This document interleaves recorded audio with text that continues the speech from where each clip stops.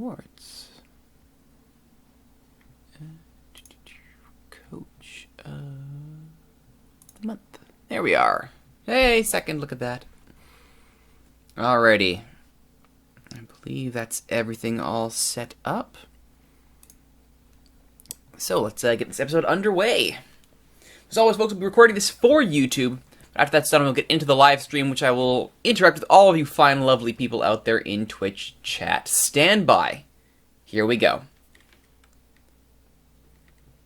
Hello, everyone. My name is Rituro, but you can just call me Mr. Unemployable. We are back in Wales with Haverfordwest. We have crawled our way up to 11th after the split bottom 6, top 6 in the Welsh Premier League, and we're looking pretty good here. We're within striking distance of Bala Town, which is previously thought to be a little bit tough, but we could do it here if the results go our way, jump into 10th, and try and keep our heads afloat. We're going to have to do it against A.F.C, which will not be an easy task at all. They are one of the few teams that we beat during the first 22 games of the season, so anything's possible.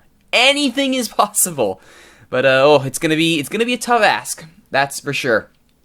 First things first, on today's episode of Mr. Unemployable, though, I want to give a quick shout-out to one of my viewers over on YouTube, who left a very nice comment, actually, regarding my previous series with Gjovik-Lyn. Of course, the first team for Mr. Unemployable was in the second division of Norway, and I was questioning what was the actual history of the team, and Gjovik-Lyn said, well, a small history lesson. Gjovik-Lyn is a club started in 1902. At the end of the 1980s, Gjovik-Lyn was relegated, and in 1993, Gjovik Sports Club was merged with Gjovik-Lyn. In 2008, the club became a feeder club for Gjovik Fotballforening, or Gjovik-FF, and in 2013, the club merged with Gjovik-FF and became Gjovik-Lyn once again from January 1st, 2014 onwards. So there we go. Gjovik-Lyn is indeed the correct name. Thank you, Gjovik-Lyn, for that history lesson. Much appreciated. Always good to know the proper history of the clubs that I'm out there playing with. So what's been happening meanwhile over in Wales? Quite a bit. We drew our team for the quarterfinal in the Welsh Cup, and of course it had to be the New Saints. Of all the teams in the Welsh Cup quarterfinal draw, Bangor, Prestatyn, Cefn, Denbigh, Newton, Ceres, I'm not even going to try and pronounce that. It's a first division Welsh team. Any of those teams would have been a better draw than New Saints, but nope. We got New Saints, 4-0 loss away to New Saints. We are out of the Welsh Cup.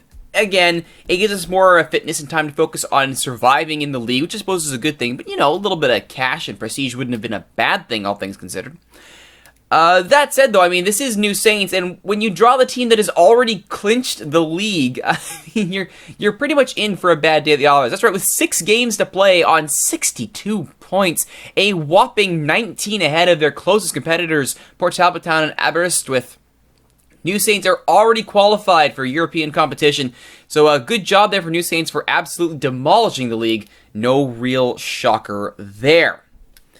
Over in the youth ranks of Haverfordwest, I was looking at my notes here, making sure I have everything all set up here. In the youth ranks, our newest trialists have been brought in, so we have some kids, hopefully, the future of Haverfordwest, and they're all garbage. They're all half-star.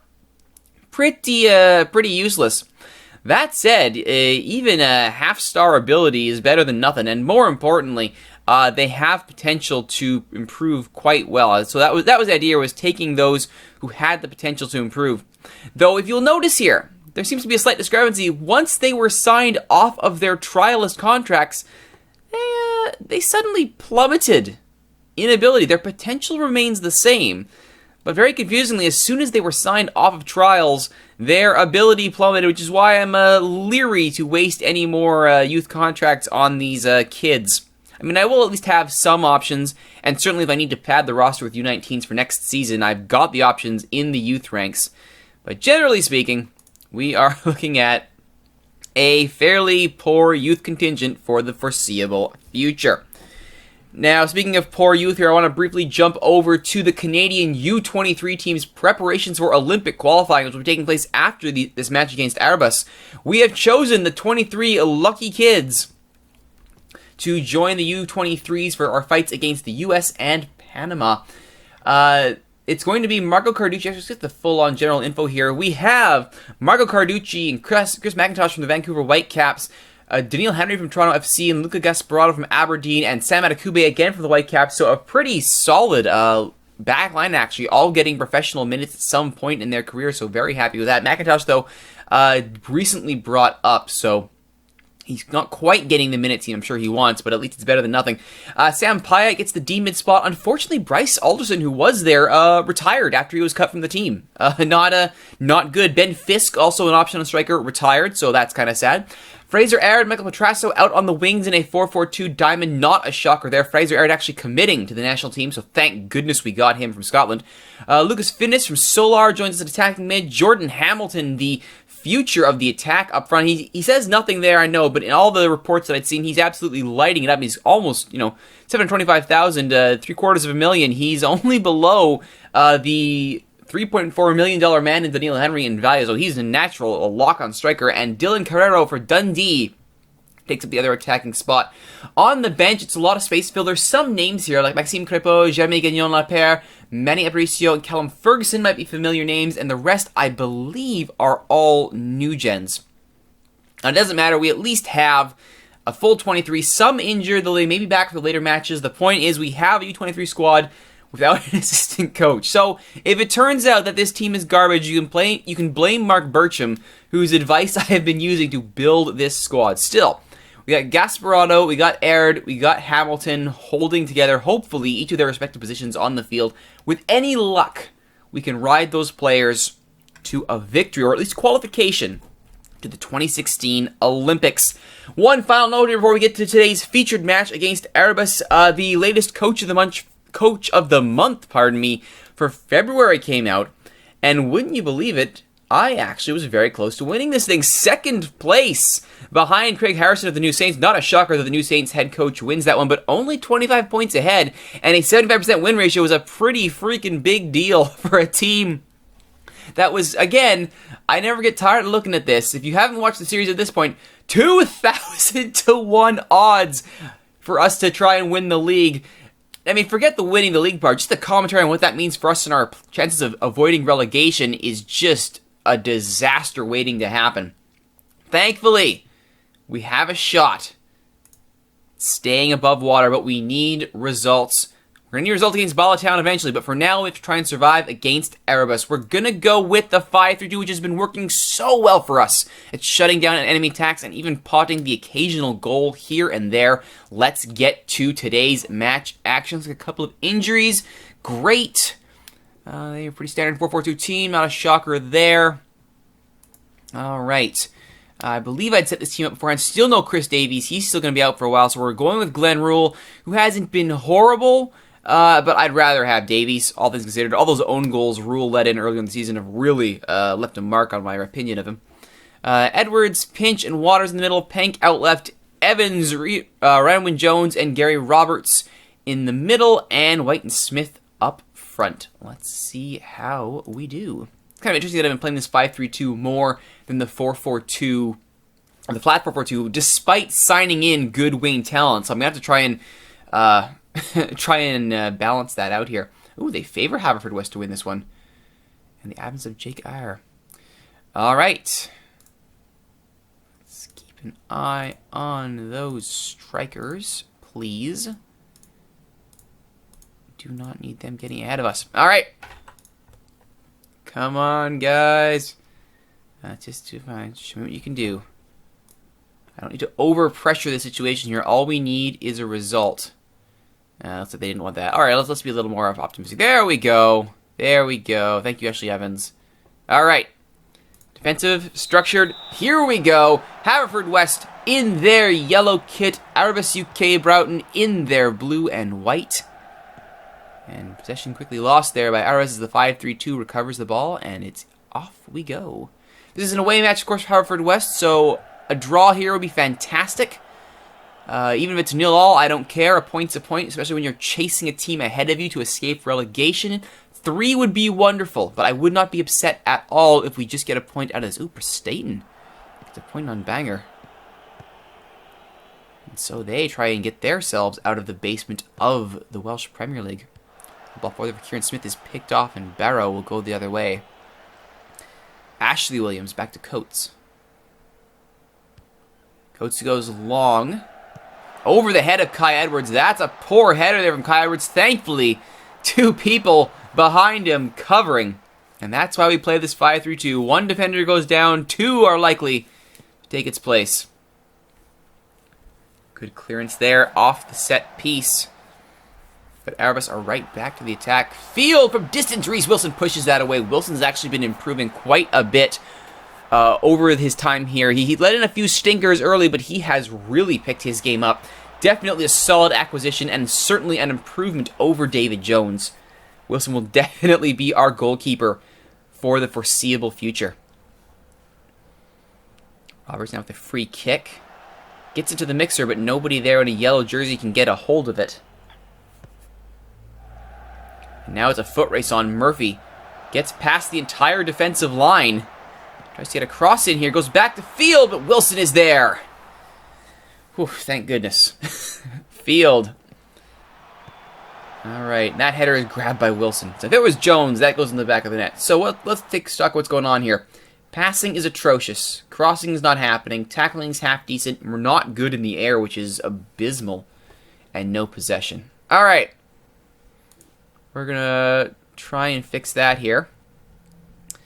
Let's push higher up. And yeah, we'll go with that. Alright. Wilson will carry the ball out of his area. A little drop kick. Tries to go over the line of Airbus, and that's not going to happen. Coates. We'll go the other way. This will be a... Oh, it's Lump It Long Ball Mondays, everybody. Oh, wonderful. Field now holding for Airbus. Baker goes long to Murphy. The header finds Coughlin, but Wilson is there. Reese Wilson, 6 shots on target, none of which managed to find the back of the net. Good goalkeeper. Makes the difference. Of course, having a good back line also good, so let's not discount the work I've done in actually improving this back line. However, back line falls asleep there. I think we need to work on closing people down. Can't expect Wilson to bail you out every time there, back line. We'll see if that changes anything. Nope, our possession went down. Love that. Oh, no, it seems to be holding at 40%. Oh, it's slightly climbing here.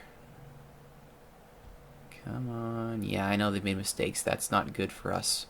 I don't necessarily want to abandon this formation just yet. I will have to if things go sideways, and I do have the horses to do it. I've got Joe Campbell, and I've got Tony Remington. Sean Evans, unfortunately, had to take a seat due to the U19 requirements. Yeah, if necessary, I will abandon this formation and start pushing people forward. I do also have the horses to... I mean, Remington's not an attacking mid, which is unfortunate, but I could, if I really wanted to, I could flip over to a to the 4-1-5 and just throw bodies at them. Come on, everybody. Pick your game up. Disappointed. You should be stressed. That was embarrassing. Alright, at least they're buying what I'm selling, with the exception of Rule, who's looking stressed, but honestly, he deserves that. Alright, opposition. What do we got here, guys? Going strong. Strong on Tom Field. Well, alright then.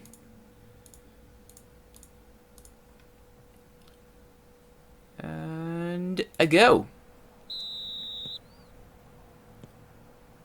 Second half action here. Haverfordwest did manage to get 2 shots before that half ended. Might they get another one here? Kieran Smith unable to get there ahead of McGinn.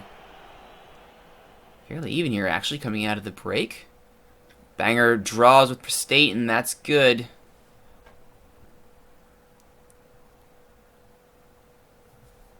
Alright, I'm not seeing much here from the guys. They're holding it together.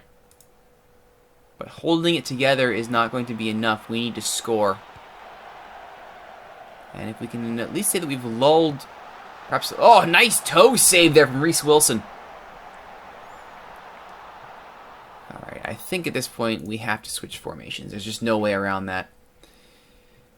Alrighty, let's go to tactics here and switch back to the 4-4-2. It's going to have to be a controlling 4-4-2, unfortunately. Alrighty. How do we play this? Gary Roberts obviously stays there, and Ryan Wynne Jones will stay there. Kai Edwards has been not as bad as Pinch. Pinch can go. And based on that, Joe Campbell and Tony Remington get their spots on the field. Come on, boys. Go get out there. Good. Alright. Double substitution. Let's see if this makes the difference. Wilson with the goal kick here. Over the top, Kieran Smith with the flick-on header, but nobody is there to get it. Spittle to Baker. Goes long. Kai Edwards cleans it up. Back to Kieran Smith. Gary Roberts holds possession out wide to Rule. Forward to Smith. Flicks on. Nobody there. The flick-ons are nice. Nobody is running onto them, though. That's a problem. Long ball here for Murphy. He's ahead of the defenders, but he's over the bar. Oh, Wilson got a finger to it. Very nice. Field now with the corner. Intercepted by Remington. Well done from the youngster. Pank is just having a horrible game out there. I may not be able to go. Oh, hello. Someone is knocked. Time to be a dirty, devious so-and-so. Hello there, Mr. Stephen Murphy. Are we closing down more? We are. It's not working, though. Talking to Murphy. Many bodies in the way of that ball. Oh, but he's out of position. Wilson had rushed forward to cut down the angle. Nobody thought to mark Ashley Williams. And it's 2-0 Airbus. This road draw we've been craving may not be having. It's a good job to cut down the angle. But then nobody thought to get back into position. Kind of important. Alright, I think at this point we absolutely need to go to the 4-5-1. Or, sorry, the 4-1-5. Let me make that clear. Yeah, Remington's not the best at that position, which is unfortunate. So I'll have to pull him back. But, Kyle Williams, you need to try and save the day for us here. Actually, to be fair, all of you need to save the day for us. Let's make that absolutely 100% clear. Alright. Confirm. Alright, here we go. Oh. Barrow tripped Smith. Is that going to be a foul? It is, but not a card.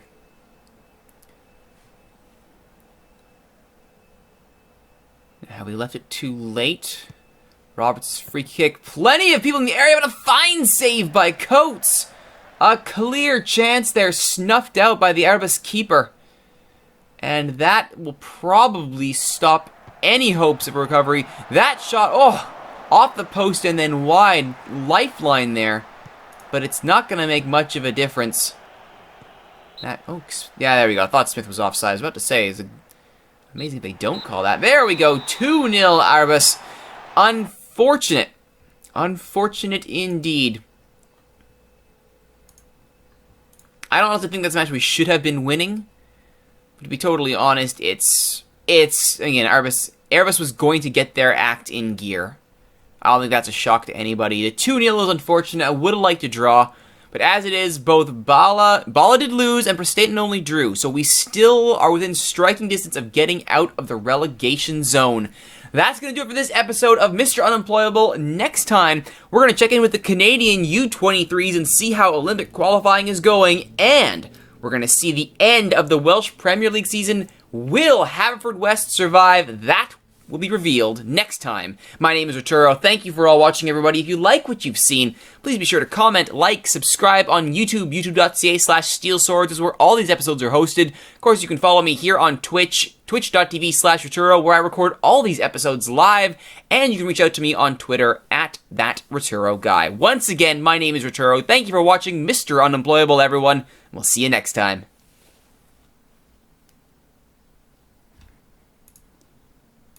Alright. That's unfortunate. That is very unfortunate.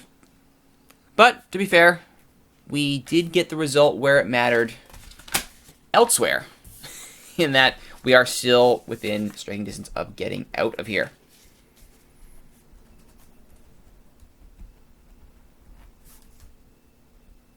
That was episode 8. Up next, episode number 9. Last game of Welsh season.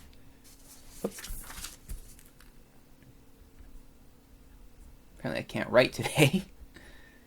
Welsh season and U23 update.